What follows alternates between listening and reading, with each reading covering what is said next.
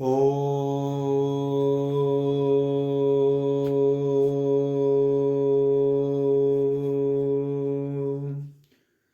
नमो भगवते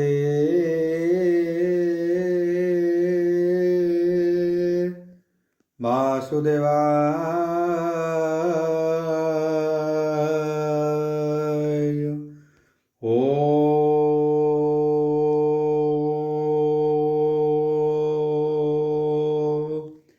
नमो भगवते वासुदेवाय।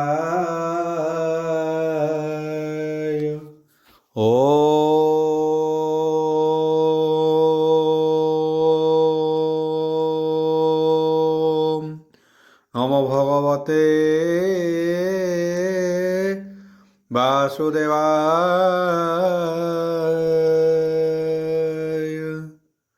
यथा मंगलाचरण भागिष्या यस्य वदने लक्ष्येषु यच्च वक्ष्यसि यस्य ते हृदय वसति तनुसिंहं भजे विश्वसर्वदिवालक्षणं श्रीकृष्णाख्य परोद्याम जगद्धाम नमामि तत् माधव माधव वैश्य सर्वसिद्धि विनायते वन्दे परस्परत्यं परस्परं प्रियलोकं मूकं करोति वाचालं पङ्गुरङ्गयते गिरि जत्कृपाहतमः वन्दे परमानंद हो माधव। जो ब्राह्मण रुद्रेणं तु स्तुतन्ति दैवस्तव देवसंग वद पश्यन्ति जो समज्ञ ध्यान अवसते गदगदे मनसा पश्यन्ति जो योगिना जसन्दे न बुद्धि सुरासुरगण देवायस्तु ते नमः। नारायणं नमस्कृत्यं नरश्चैव नरोत्तम देवी सरस्वती व्यासं ततो जयमुदीरयेत्। निर्गलं कल्पितं फलविमुखाभिद्रव्ययुक्तं पिबतं भागवतं रसमलितं प्रभु। पंचदश अध्याय सप्तम स्कंद पंचदश अध्याय बोल वृंदवार हरि बोल। हे पंचदशे हे वर्णाश्रम सार संग्रमे हे जेबा धर्म प्राणी निस्ताहार कारणे मुख्य लक्षण जे प्रमाणे वर्णित निगम वचने शुण राजन सावधाने रजसु यज्ञ सभा चाहि कुंती नंदन भाव बही कहन्ति ब्रह्म कहन्ति ब्रह्मांक कुमार अशेष ज्ञान साधि अशेष ज्ञान धर्मसार। नारद उवाच बोल प्रबंधवार हरि बोल। ब्राह्मण कोपे हे धर्म नष्ट तप साधने के प्रतिष्ठ देव पठने कार सिद्धि देव पठने कार सिद्धि केबा निस्तरे हे जोग साधि गृहस्थ पितृ श्रद्धा काले गृहस्थ पितृ श्राद्ध काले ज्ञानी पुरुष जेबा मिले ताहांको बह्य कव्य दान कले अनेक हुए पुण्य ज्ञानी अभावे यथाक्रमे जे विप्रेतांति निज धर्मे ताहांको यथा भोग देई तेबे उचित फल पाई। श्रीदग्ध वेद ता अर्थ दुई करिब विश्व देवा पाई तृतीय स्तुति स्थाने बरी अभावे एक करी उत्तम द्रव्य भुंजाइब स्वादाग्धे विस्ताहारे न करिब जे द्रव्य देश कला चोरी मिलिब श्रद्धा मत अनुमते जे पात्रे देवा अरहण विस्तारे नुह घटन एमंते देव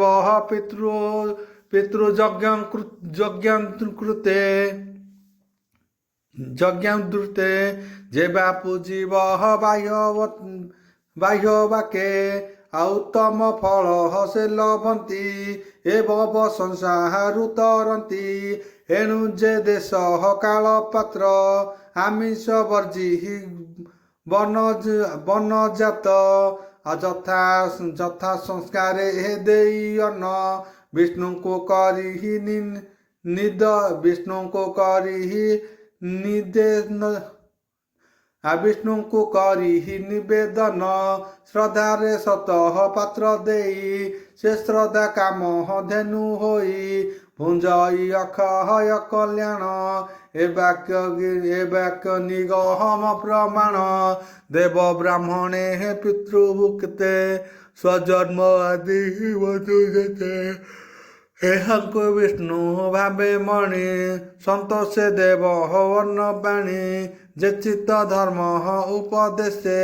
ଶ୍ରଦ୍ଧା କରିବ ନିରାମିଷେ ଯେ ଧର୍ମ ଲଭି ନିରାମିଷେ ସେ କାହୁଁ ଲବେ ପଶୁ ହିଂସ୍ରେ ସ୍ୱଧର୍ମ ଇଚ୍ଛା ଯାର ଥିବ କେବେ ହୁଁ ପଶୁ ନ ସହିବ କେବେ ହୁଁ ପଶୁ ନ ହଂସିବ ମାନସ କାୟ କବଚନେ କେ କରୁ ପଶୁ କୁହିଂସ୍ରନେ ଉତ୍ତମ ଧର୍ମ ଯେ ଇଚ୍ଛଇ ଏ ସମ ଧର୍ମ ଆଉ ନାହିଁ ଯଜ୍ଞର ଫଳ ଯେ ଜାଣନ୍ତି ଅନ୍ୟତ୍ୟ କର୍ମ ମୟ ଚିନ୍ତି ଆଉ ଆତ୍ମା ସଂଯମେ ଅଗ୍ନି ଜାଳି ଆଉ ଈଶ୍ୱରୟନ ଅର୍ଥ ଗୁରୁତ୍ୱ ଢାଳି ଏ ଜ୍ଞାନ ଜଡ଼ ଦୃଢ଼ କରି ବିଷ୍ଣୁ ମାୟାରୁ ଜାନ୍ତି ତରି ଯେ ଦ୍ରବ୍ୟମୟ ଯଜ୍ଞ କରେ ତାହାକୁ ଦେଖି ସାଧୁ ତରେ ଏହାର ଦେହେ ଜ୍ଞାନ ନାହିଁ ଆମ୍ଭ ଜୀବନ ରଖ କାହିଁ ଏ ଘେନି ଦୟା ଯାର ଚିତେ ଯଜ୍ଞ କରିବ ମୁନି ମତେ ବିଧର୍ମ ପର ଧର୍ମ ବେନି ଆଭାସ ଉପମାକୁ ଘେନି ଛଳ ସମିତେ ପଞ୍ଚ ଜାଣ ଅଧର୍ମ ଶାଖା ଏ ପ୍ରମାଣ ଯେ ଧର୍ମ ସ୍ୱଧର୍ମର ବାଧା ସେ ଧର୍ମେ ନ କରିବ ଶ୍ରଦ୍ଧା ଯେ ଧର୍ମ ପର ବାକ୍ୟ କରି ସେ ଧର୍ମ କେବେ ଉନ୍ନତରେ ଆଉ ପାଷାଣ୍ଡ ଧର୍ମ ଉପଧର୍ମ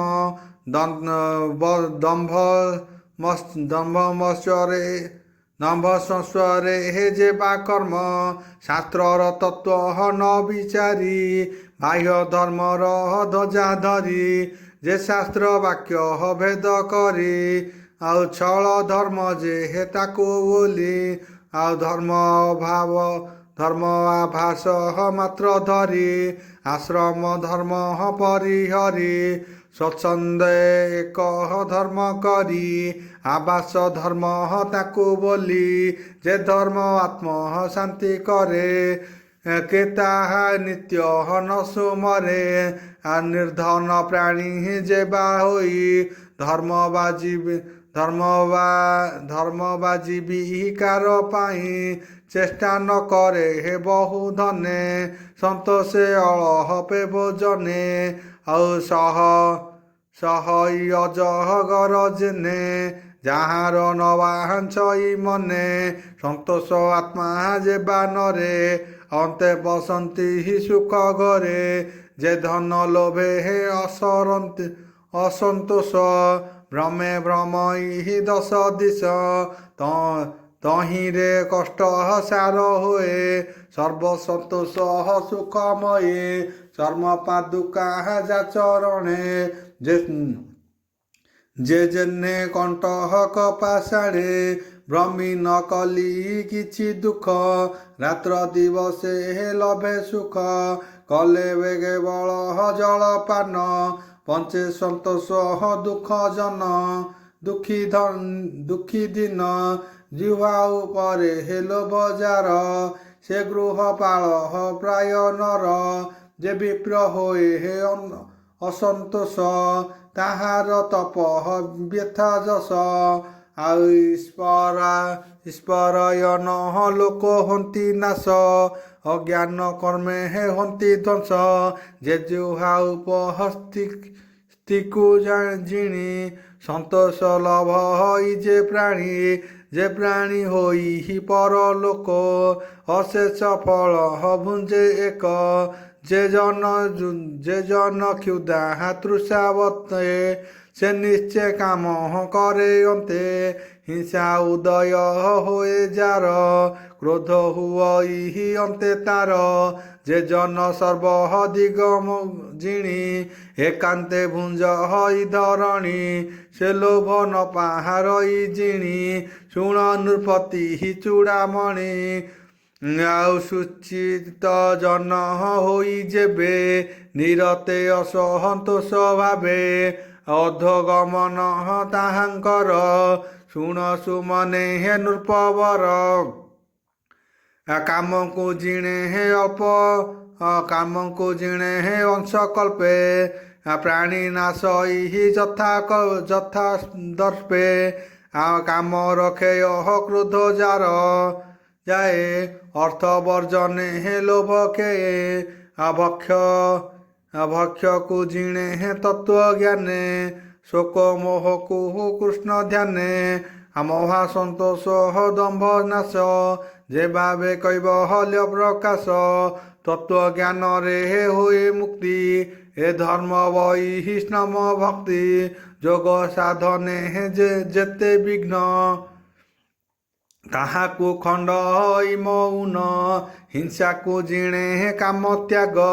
କାମକୁ ଜିଣେ ଯୋଗ ମାର୍ଗ। ଦୟା ପ୍ରାଣୀଙ୍କ ଭୟ ହରେ ତୀର ତାପ ସମାଧି ସଂହରେ। ଆଉ ସଞ୍ଜୀମ ଦେହ ବାଧ୍ୟ ହରେ ନିଦ୍ରାକୁ ସାତ୍ତ୍ୱିକ ଆହରେ। ରଜତମକୁ ସତ ଗୁଣେ ସତକୁ ଉପଶମ ଜିଣେ। ଗୁରୁ ସେବନେ ସର୍ବ ଦୁଃଖୀ ପ୍ରାଣୀ ତରନ୍ତି ଆତ୍ମା ସୁଖୀ। ଯେ ଗୁରୁ ଜ୍ଞାନ ଦାତା ଦେଇ ତାକୁ ଯେ ମନୁଷ୍ୟ ଗଇ। ସେ ଯେତେ ଧର୍ମ କରେ ଦେହ ନିଷ୍ଫଳ ହସ୍ତି ସ୍ନାନ ପ୍ରାୟ। ଯେ ଦେହେ ପ୍ରଭୁ ଚକ୍ରଧର ପ୍ରସନ୍ନ ପୁରୁଷ ଈଶ୍ୱର। ତାର ଚରଣ ସେବା ଅର୍ଥେ ଅଜ୍ଞାନୀ ନୁହନ୍ତି ସମର୍ଥେ। ତାହାକୁ ନର ପ୍ରାୟ ମଣି ଅଧଗମନେ ଯାନ୍ତି ପ୍ରାଣୀ। ଏକାନ୍ତ ଭକ୍ତି ଯେଉଁ ପ୍ରାଣୀ ସାଧଇ ଷଡ଼ ରିପୁ ଜିଣି। ସର୍ବନିୟମ ସାଧି ଜାଣେ ନିଗମ ବଚନ ପ୍ରମାଣେ। ଯେବେ ନ ଭଜେ ନର ହରି ସେ ଶ୍ରମ ଭାବେ ହୁନ୍ତି ଭାରି। ଚିତ୍ତ କଳ୍ପନେ ଯେତେ ଅର୍ଥ ଯୋଗେ ନୁହନ୍ତି ସାମରଥ। ଏମନ୍ତେ ଇଷ୍ଟ ପୁଣ୍ୟ ମାନେ ଅନର୍ଥ କୃଷ୍ଣ ହର ବିହୁନେ। ଚିତ୍ତ ନିବେଶୀ ଯତ୍ନ ଯାର ନିଃସଙ୍ଗେ କର ହଇ ବିହାର। ଗୃହେ ଅସଙ୍ଗ ମନ ସୁଖେ ଯୋଗ ସାଧନ ଅତିରେକେ। ଏକାନ୍ତେ ଏକ ମତେ ଥାଇ ଅଳ୍ପ ଭୋଜନେ ତୋଷ ହୋଇ। ଏକାନ୍ତ ମନେ ଶୁଚି ଦେଶ ବସିବ ଆସନ ଉଶ୍ୱାସୀ। ପବିତ୍ର ସ୍ଥିର ସୁଖ ମନେ ଓଙ୍କାର କରି ଉଚ୍ଚାରଣେ। ବାମ ଚରଣେ ଗୃହ ଦ୍ୱାରେ ଦକ୍ଷିଣ ପାଦ ତା ଉପରେ ଦେଇ ଟେକିବ ମେରୁଦଣ୍ଡ। ଭୁଜେ ଅମଞ୍ଚ ଜାନୁ ଖଣ୍ଡ। ପ୍ରାଣ ଆପନା ବାୟୁ ବଳେ ରସନା ତୋଳି ତାକୁ ମୂଳେ। ନିଶ୍ଚଳ ଧ୍ୟାନ ଦୃଷ୍ଟି ଏକ ସାଧିବ ରୂପକ କୁମ୍ଭିକ। ଆଉ ରେଚକେ କରି ତାକୁ ସମ। ଆଉ ନସାଗ୍ର ସ୍ଥାପିବ ନୟନ। ଯାବତ କାମ ନତେ ଯେ ତାବତ ସଞ୍ଜୀ ମନ ଭଜେ ଏଣୁ ନିଶ୍ଚଳେ ସ୍ଥାପି ମନ କରିବ ନାଶା ଅଗ୍ରେ ଧ୍ୟାନ ଅଗ୍ନିର ବଳେ କାମବନ ଆଉ ଜ୍ଞାନ ଇସ୍ପାହାରିୟ ଦହନ ଯୋଗ୍ୟ ଅଭ୍ୟାସୀ ଧୀରେ କରି ତହିଁ ରହିବ ମନ ଧରି ନିର୍ମଳ କରି ଚକ୍ଷୁ ଦ୍ୱାର କର୍ମ ସାଧିବ ନିରନ୍ତର ଅଭ୍ୟାସ ବଳେ ଜିଣି ମନ ଅଳପ ସାଧନ ଆଉ ଏ ମନ୍ତେ ସାଧି ନିରନ୍ତରେ ସୁଖେ ମିଳିବ ମୋକ୍ଷ ଦ୍ୱାରେ କାଷ୍ଟ ବିହୁନେ ଅଗ୍ନି ପ୍ରାୟ ସକଳ କାମ ଲୀଳା ହୋଏ ଯେ ଚିତ୍ତ ସର୍ବବୃତ୍ତି ତେଜ କାମାଦି ରିପୁକୁ ନ ଭେଦ ଯେ ଚିତ୍ତ ମିଶେ ବ୍ରହ୍ମ ସୁଖେ କେବେ ହୁ ନ ପହଡ଼ଇ ଦୁଃଖେ କେବେ ହୁ ମାୟା ନ କଳ୍ପଇ ଆଉ ଅନ୍ତରେ ରହେ ସୂକ୍ଷ୍ମ ହୋଇ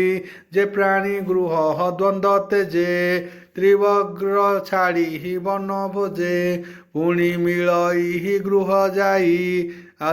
ନିର୍ଲଜ୍ଜା ସେତୁ ବାନ୍ତି ଖାଇ ଏ ଦେହ ସୁଖ ଯେ ଲୋଡ଼ନ୍ତି ଅଜରା ରାମର ପ୍ରାୟ ଚିନ୍ତି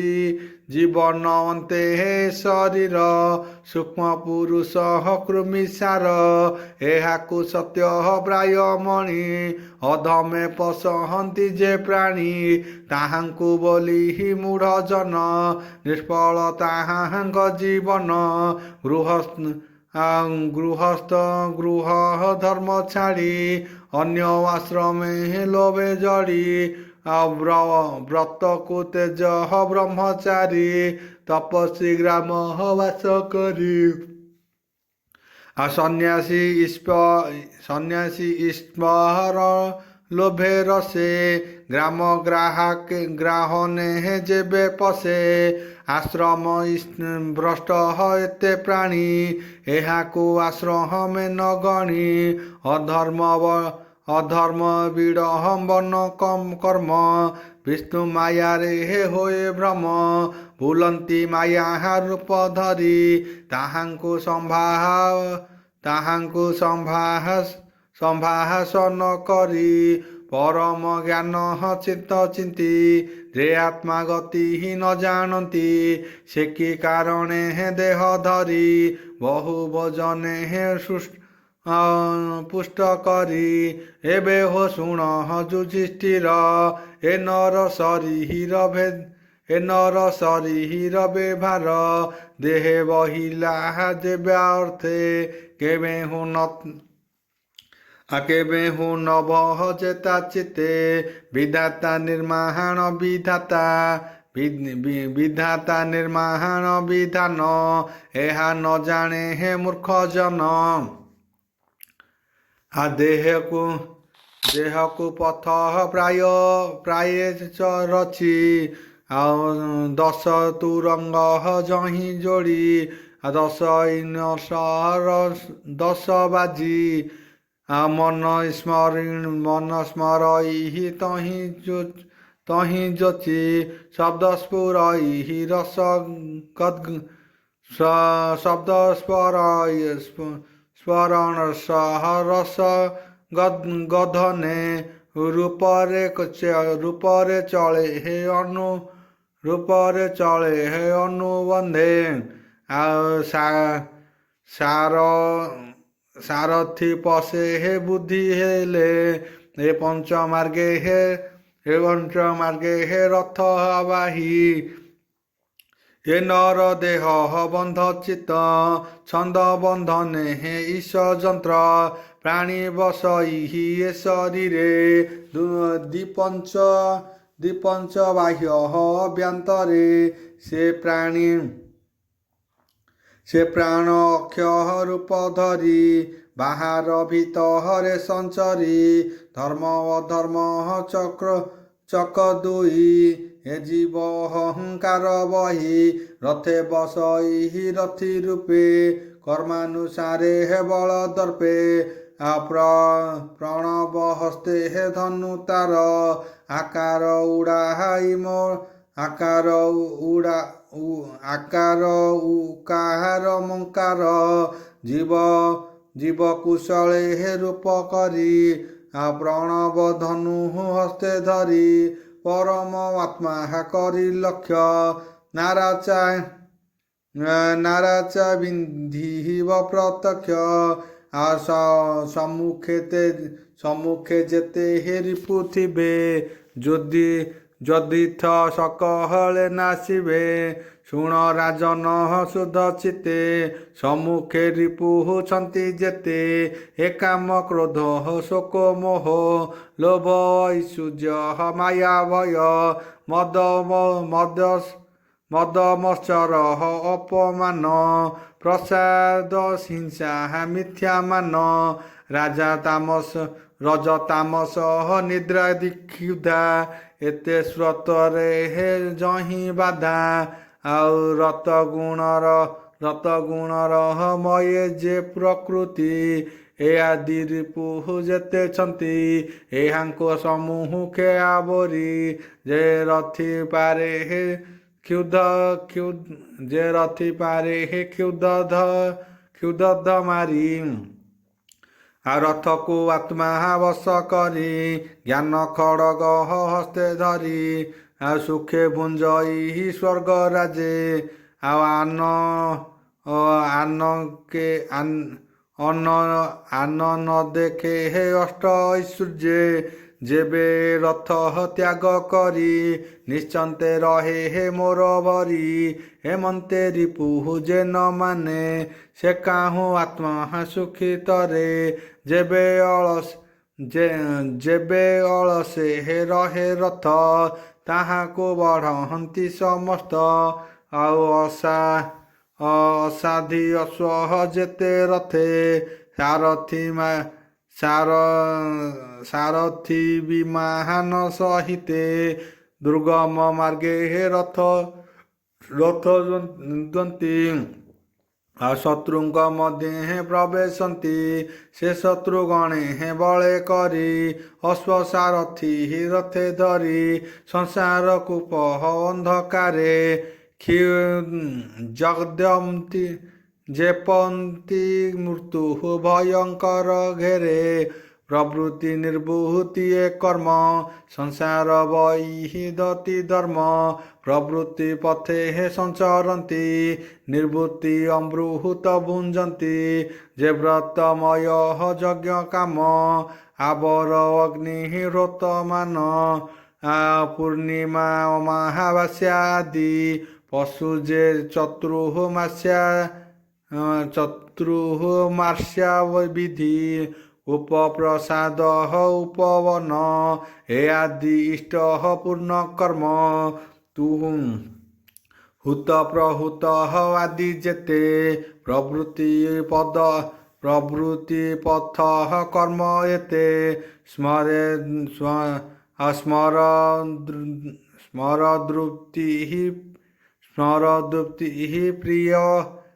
ସ୍ମରଦୃପ୍ତି ବିପାକମୟ ଧର୍ମ ରଜନୀ ଅପକ୍ଷୟ ଆଉ ଦକ୍ଷିଣାୟନେ ସୋମବୁଧ ଦରସ ଔଷଧ ବିରୁଦ୍ଧ ଯେ ଅନ୍ନରେ ତୁହୁରୁ ସମ୍ଭର ଏ ପିତୃଜାର ପିତୃଜାନ ପୁନର୍ଗର୍ଭ ଏ ଅର୍ଣ୍ଣ ରୂପେ ଏକ ଏକେ ଭାବେ ଭ୍ରମନ୍ତି ଜୀବ ଲୋକେ ପ୍ରବୃତ୍ତି ମାର୍ଗେ ଏ ପ୍ରମାଣେ ଏବେ ଧର୍ମ ସୁତ ଶୁଣ ଦେବଙ୍କ ରାତ୍ର ଏ ବୋଲଇ ଶୁଣ ଦିବସ ଏବେ କହି ସମ୍ଭବ ମରହଣ ପର୍ଯ୍ୟନ୍ତେ ଦ୍ୱିଜ ସଂସ୍କାର ଦେବ ମତେ ସେ ଦ୍ୱିଜ ଯେବେ ହେ ଜ୍ଞାନୀ ହୁଏ ଯଜ୍ଞ କରଇ ନିଜ ଦେହେ ଈଶ୍ୱର ବଦହନ ଅର୍ଥ କଳ୍ପେ ହୋମେ କରଇ ଜ୍ଞାନ ଦୀପେ ମନେ କରିବ ଈଶ୍ୱର କ୍ଲୀନ ବଚନେ ସଂହରିବ ମନ ବଚନ ସ୍ୱରେ ହେ ଲୀଳା କରି ସ୍ୱରକୁ ଓଙ୍କାରେ ସଂହରି ଓଙ୍କାର ବିନ୍ଦୁ ନାଦେ ଦେଇ ବିନ୍ଦୁକୁ ପ୍ରାଣ ସଙ୍ଗେ ଥୋଇ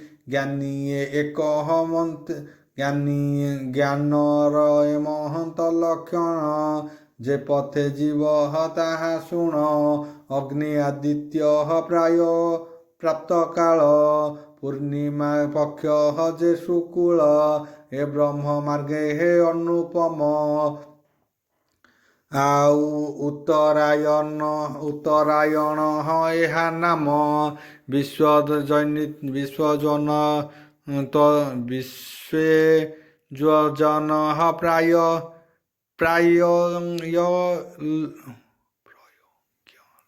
ପ୍ରୟଜ୍ଞ ଲये ତୁରିୟା ହେ ଆତ୍ମମୟେ ଏ ଦେବ ଜନ ପଥ ଚିନ୍ତି ଏ ମାର୍ଗେ ଭବେ ହେ ନ ମିଳନ୍ତି ଯେ ଆତ୍ମା ପର ଶାନ୍ତି ଜନେ ନିତ୍ୟ କରନ୍ତି ହି ଆତ୍ମା ଧ୍ୟାନେ ସେ ନ ପଡ଼ନ୍ତି ହି ନର ଲୋକେ ନିଶ୍ଚନ୍ତେ ଥାନ୍ତି ହି ଆତ୍ମ ସୁଖେ ଏ ପିତୃଦେବ ଜାନ ପଥେ ଯେ ଜନେ ଯାନ୍ତି ହି ଦେବ ମତେ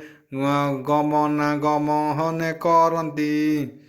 ଜ୍ଞାନୀ ରହନ୍ତି ହି ଏହା ଚିନ୍ତି ଯେ ଆଦି ଅନ୍ତଃ ପ୍ରାଣୀଙ୍କର ବ୍ୟାପୁଛି ବାହ୍ୟ ଅଭ୍ୟନ୍ତର ପର ଅପର ଯାହା ଦେହେ ଯେ ଅବା ଜ୍ଞାନ ଭୁଞ୍ଜଇ ହୋଏ ବଚନ ବାକ୍ୟ ତମ ଜ୍ୟୋତି ଶୂଦ୍ର ଦୃଶ୍ୟ ଯେ ଅଟନ୍ତି ଯେ ତାଙ୍କୁ ଯେ ମହନ୍ତେ ଚିନ୍ତଇ ଅଭ୍ୟାସ ମାତ୍ରେ ସେ ଦେଖଇ ଭାବ ପ୍ରମାଣେ ଦୃଶ୍ୟ ହୋଏ ଦର୍ପଣେ ପ୍ରତିବିମ୍ବ ପ୍ରାୟେ ବସ୍ତୁ ନୁହଇ କଦାଚିତେ ଏ ଭାବେ ଘଟିବ କେମନ୍ତେ ଏଣୁ ନିଶ୍ଚଳ ଦୃଢ଼ ଚିତ୍ତ ଯେ ତାଙ୍କୁ ଚିନ୍ତେ ଅବିରତ କର୍ମେ ଭଜନ୍ତି ତାର ପଥ ଏ ଭାବେ ନିରହତେ ଏଭାବେ ନିଗହମେ ସମତ ଏ ଭୂମି ଆଦି ପଞ୍ଚଭୂତେ ସେ ରହେ ବାହ୍ୟ ଅନ୍ତର୍ଗତେ ତାଙ୍କୁ ନ ପାରେ ଏତେ ଏକେ ତାଙ୍କୁ ନ ପାଇ ଏକେ ସେ ତାରତମ୍ୟ ଅତିରେକେ ଆଉ ନବ ବନ ସମୂହେ ଲତା ଯେହ୍ନେ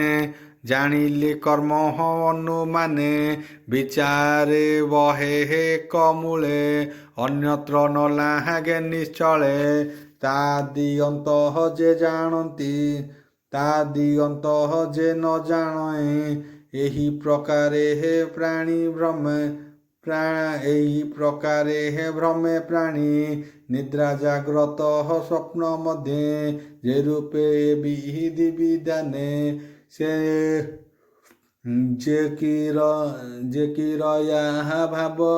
ବ୍ରତ ମତେ ମୁନି କରନ୍ତି ଶାସ୍ତ୍ର ଗତେ ଜାଗ୍ରତ ସ୍ୱପ୍ନ ନିଦ୍ରା ଜେନେ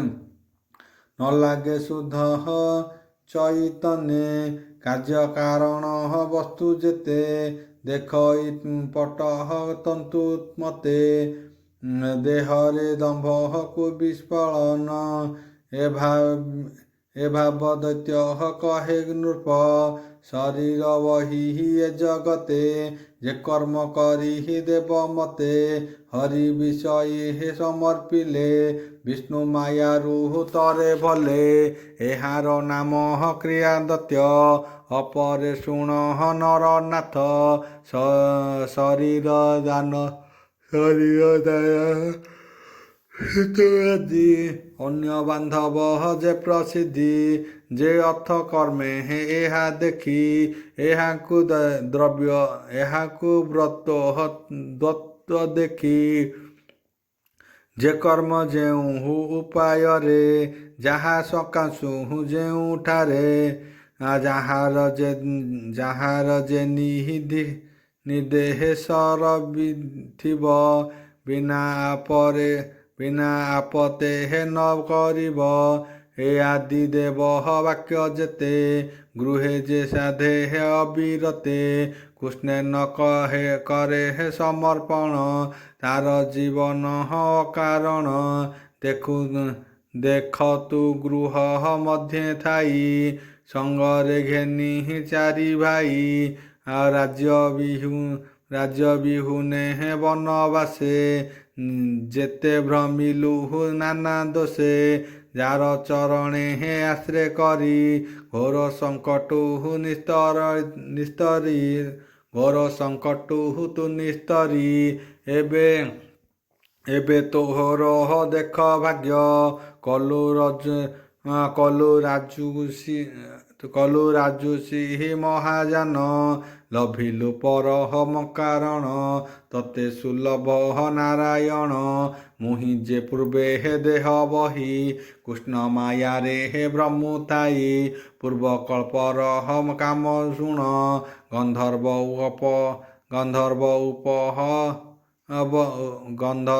ଉପହବର ହରଣ୍ୟ ସେ କଳ୍ପେ ଅନ୍ତେ ଦେହ ବହି ଗନ୍ଧର୍ବଗଣ ମଧ୍ୟେ ଥାଇ ସ୍ୱଭାବେ ରିପୁ ଗୁଣ ମୋର ଅତି ସୁନ୍ଦର ମନୋହର ଗନ୍ଧର୍ବ ନାରୀ ଗଣ ମଧ୍ୟେ ଉନ୍ମତ୍ତ ରୂପ ମୁଁ ଆନନ୍ଦେ ଯୁବତୀ ଗଣେ ପ୍ରିୟତମ ଏମନ୍ତେ ଗଲା କିଛି ଦିନ ଏକ ଦିବସେ ଦେବଗଣେ ସମସ୍ତେ ମିଳି ପୁଷ୍ପବଳେ ବ୍ରହ୍ମା ଶଙ୍କର ଆଦି ବସି ହରିଗାୟନ ରସେ ରସି ଗନ୍ଧର୍ବଗଣେ ଅଣାଇଲେ ମୁହିଁ ଯେ ଥିଲି ତାଙ୍କ ତୁଲେ ଯୁବତୀ ଗଣ ମତେ ଥାଇ ଆନନ୍ଦେ ବୀଣା ବାଦ୍ୟ ବାଇ ଅମୃତ ପହସରା ବୃନ୍ଦେ ହସ୍ତ ନିବେଶୀ ତାଙ୍କ କନୋଧେ ନୃତ୍ୟ ମୁଁ କଲି ନାନା ମତେ ତା ଦେଖି ବ୍ରହ୍ମା କୋପ ଚିତ୍ତେ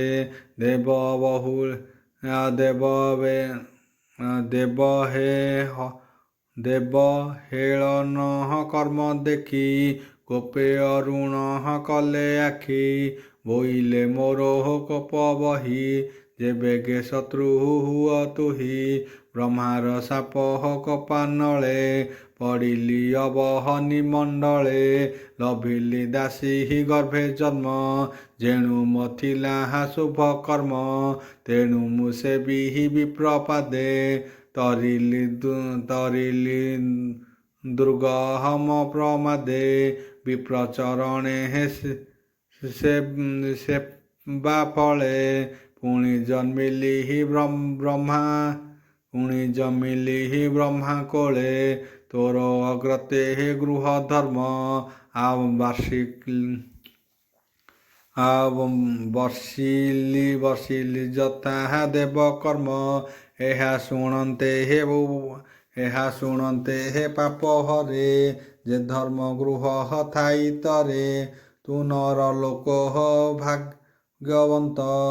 ଯେଣୁ ତ ବାନ୍ଧବ ଅନନ୍ତ ତୋହର ଗୃହ ନର ହରି ବସଇ ନର ରୂପ ଧରି ସେ ହରି ବ୍ରହ୍ମ ନିରନ୍ତରେ ଧ୍ୟାନେ ନ ପାରହନ୍ତି ମୁନି ଜନ କୈବଲ୍ୟ ସୁଖ ଦିଜେ ଭକ୍ତି ପରମ ସୁଖ ତାର ସ୍ଥିତି ସେ ତୋର ପ୍ରିୟ ହର ଭଗବାନ ସ୍ୱଭାବେ ମାତୁହୁଳ ନନ୍ଦନ ଜଗତ ଆତ୍ମା ମହାଗୁରୁ କେବା ମହିମା ବର୍ଷା ପାରୁ କେବା ମହିମା ବର୍ଷିପାରୁ ବ୍ରହ୍ମା ଶଙ୍କର ଆଦି ଦେବେ ଯାହା ମହିମା ନ ଜାଣିବେ ମୌନ ବ୍ରତ ତୋର ତପ ଆଦି ନିଶ୍ଚଳ ଧାରଣା ସମାଧି ନିର୍ମଳ ଭକ୍ତି ଉପଶମେ ନିର୍ବାଣ ଲଭେ ଯାର ନାମେ ସ୍ୱତ ଜନଙ୍କ ହରପତି ସେ ହରି ହେଉ ଆମ୍ଭ ଗତି ଶୁଣନ୍ତୁ ରାଜା ଯୁଧିଷ୍ଠିର ଗୋବିନ୍ଦ ପାଦେ ହେ ଆଶ୍ରେ କର ଶୁକ ଉବାଚ ବୋଲ ପ୍ରେମାନନ୍ଦବାର ହରି ବୋଲ। ଆଉ ଏମନ୍ତେ ଦେବ ଋଷି ବାକ୍ୟ ପଞ୍ଚ ପାଣ୍ଡବେ ଏକ ଏକ କୃଷ୍ଣ ଚରଣ ପୂଜା କଲେ ନାରଦ ପାଦେ ପ୍ରମାଣିଲେ ନାରଦ ଉଠି ହୀନ ତକ୍ଷଣେ ମିଳିଲେ ଶ୍ରୀକୃଷ୍ଣ ଚରଣେ ସେ କୃଷ୍ଣ ଆଜ୍ଞା ଘେନିଚିରେ ତକ୍ଷଣେ ଅନ୍ତର୍ଧ୍ୟାନ ହେଲେ ଏମନ୍ତେ ଦକ୍ଷ କନ୍ୟା ଗର୍ଭେ ଯେତେ ଉପୁଜିଲେ ଦାନବେ ଦେବ ଦାନବ ଆଦି ଯେତେ ପୂର୍ବେ ମୁଁ ହରି ଅଛି ତୋତେ ଏବେ କହିଲି ତୋତେ ଭାବେ ଯେ ଯହୁଁ ଦେବ ତା ଦାନବେ ସର୍ବ କହିଲି ତୋ ଅଗ୍ରତେ ସୁଜନେ ଶୁଣ ଏକ ଚିତେ ହରିଚରିତ ଭାଗବତେ ନୃସିଂହ ଚରିତ ଅମୃତେ ସପ୍ତମ ସ୍କନ୍ଦ ନ ଭାଗବତ ସୁପୂର୍ଣ୍ଣ ପ୍ରହ୍ଲାଦ ଚରିତ ଯେହା ଶ୍ରୁତି ପଥେ ଶୁଣେ ମନ ବଚନେ ପରିମାଣେ ନୁହନ୍ତି ମାୟା ରେ ମୋହିତ ଭଣଇ ଦାସ ଜଗନ୍ନାଥ ଶୁଣି ସଂସାରୁ ତର ପ୍ରାଣୀ ସୁଜନ ହିତେ ମୁନି ଭଣୀ ସଂସାର ସୁଖ ଦୁଃଖ ଥାଇ ମୂଢ଼ ତରିବେ ଗାଇ ଇତି ଶ୍ରୀମଦ୍ଭାଗବତେ ମହାପୁରାଣେ ପରମହଂସ୍ୟା ସଂହିତା ସପ୍ତମ ସ୍କନ୍ଧେ ପ୍ରହ୍ଲାଦନୁଚରିତ ଯୁଧିଷ୍ଠିର ନାରଦ ସମ୍ବାଦେ ସଦାଚର ନିଶ୍ୟ ନାମ ପଞ୍ଚଦଶ ଅଧ୍ୟାୟ।